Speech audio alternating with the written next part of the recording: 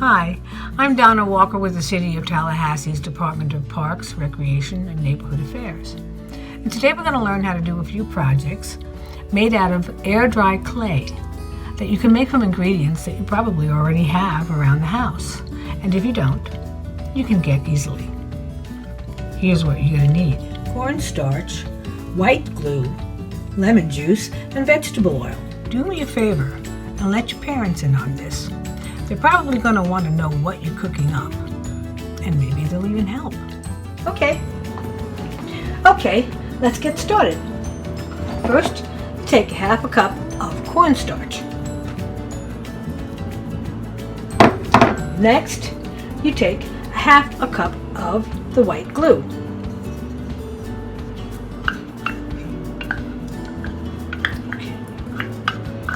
Good enough. Now you stir it real good until all the cornstarch is moistened. Next, you add 1 tablespoon of lemon juice,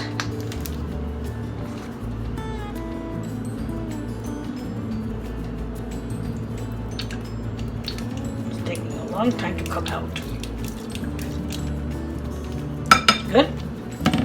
And 2 tablespoons of vegetable oil. 1, 2. Good. Now we mix that up good. Now we're going to put this in the microwave for 30 seconds on high. Then we're going to stir it up, put it in the microwave again for another 30 seconds. It's out of the microwave the second time, and it's really solid now. So the next thing you do is you take your spoon and you stir it up until it comes away from the sides of the bowl, and you have this sticky, gooey mess. Okay, now I've covered my kitchen counter with a little parchment paper and some cornstarch, and now I'm going to pull this stuff out of the bowl and onto a floured, cornstarched surface. And now I'm going to roll it around in the cornstarch. Until it gets less sticky and I can hold it in my hands without it staying on my hands. So there we are. Be careful if you take it right out of the oven. It may be a little bit too warm for your hands, so wait a bit if you have to. Now what I'm doing now is called kneading. I'm taking the clay and I'm turning it in and out and over on itself to get the cornstarch incorporated so that it will be easy to handle. Keep doing this until it's not sticky anymore and it's nice and smooth. Okay, I've taken a little time to fold this thing over and over on itself until it really is smooth and not sticky anymore. And you know it's ready when you can pull it apart and it makes this little teardrop shape. Now if you want to work with it right away, that's great. But if you want to save it, you put it in a plastic bag that you put a little bit of oil in, and I'll show you. So here's my little bag. I'm going to keep this in, and I'm going to pour a little bit of oil in there. Push it around, and then I'm going to pop my clay in it, and this clay will stay for days and days. But I'm kind of thinking that maybe you're going to want to make something out of it right now. And if you do, follow me on down to the next video. Hi. This is Donna Walker again from the City of Tallahassee, Parks and Recreation and Neighborhood Affairs, and we are going to get started with working with our air dry clay that we made last time. But first you're going to need a few tools. Just going to talk about some of the things that you can find around the house. I'm not using anything that I didn't have already in my house. I bought nothing. So, first thing we want to think about is, how do you cut the clay when you need to cut pieces? Well, I found this. This came with some fast food takeout, and this works just great for cutting. Also, plastic cards. Please don't use your mother's debit card or credit cards. These are gift cards that we have laying around. Sometimes you get them in the mail. But here's our clay.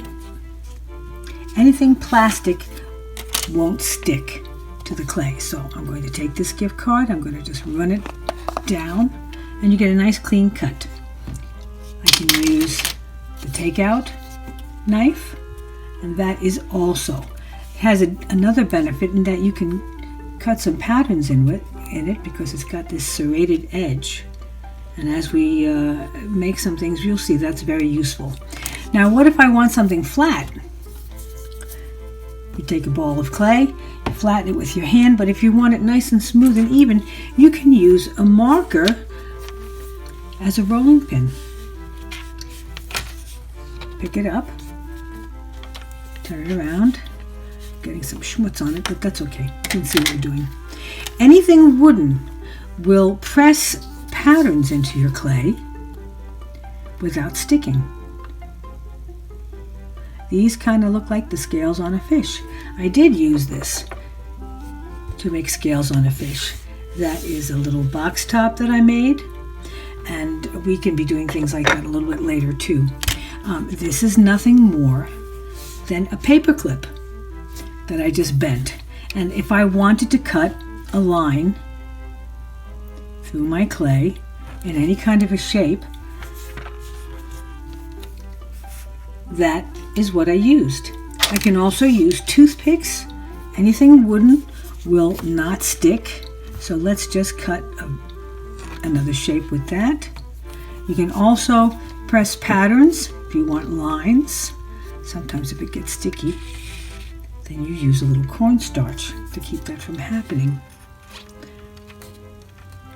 You see, whoops, there it goes. This is a Tums cap. That's what I'm keeping my cornstarch in.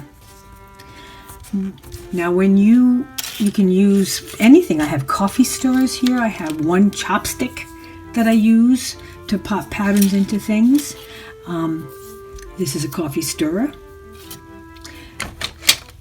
This is a colored pencil. And because the edge is not too sharp, I can get holes in the clay. These can make maybe eyes on a critter. And last but not least, try to see if you can find some paintbrushes because you may want to paint your piece.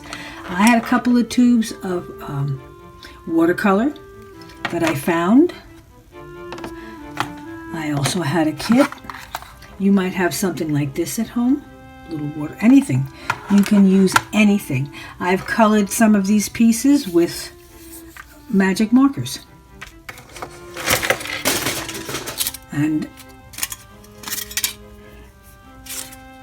sometimes you have to use a piece of tin foil inside this piece to make this serpent stand up.